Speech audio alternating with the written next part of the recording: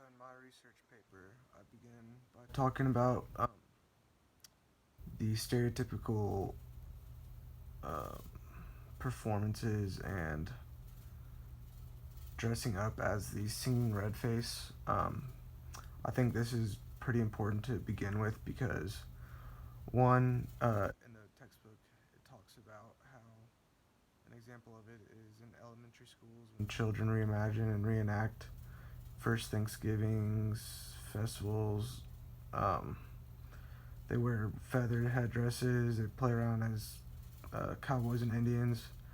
And this is an issue because not only are the kids being taught to be insensitive to um, racist stereotypes at an early age, but it also shows that these parents have no idea that these little small things, such as singing "I'm a Little Indian," is really culturally insensitive to Native Americans. Next, I go on to the act of playing Indian, which is pretty much the same thing, just focuses on how society has grown to just not have any clue to what goes on when we dress up as another culture.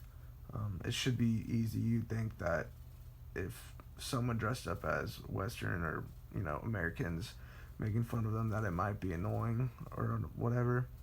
But in our case, when we do this to the Native Americans, for the most part, people have no tolerance or don't care, or have no idea that they are, hurting and being disrespectful to this native culture.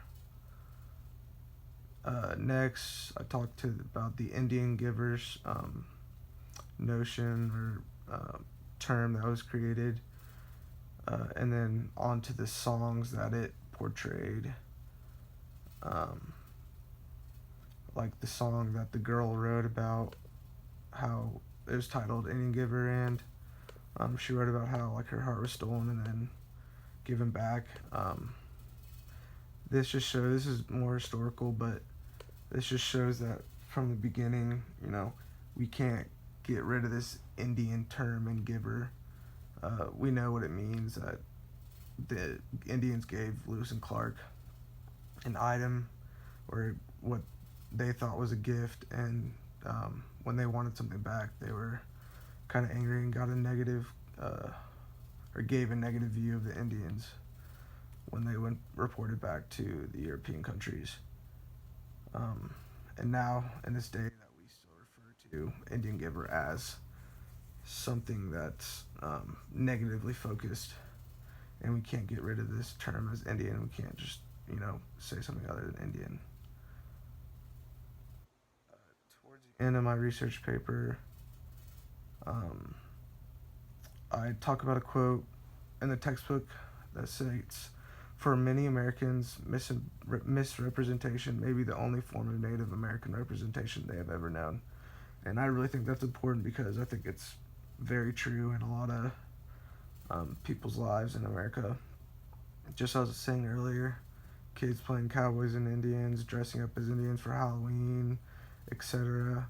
Um, they're given a wrong misrepresentation at an early age of these cultural identities of the natives.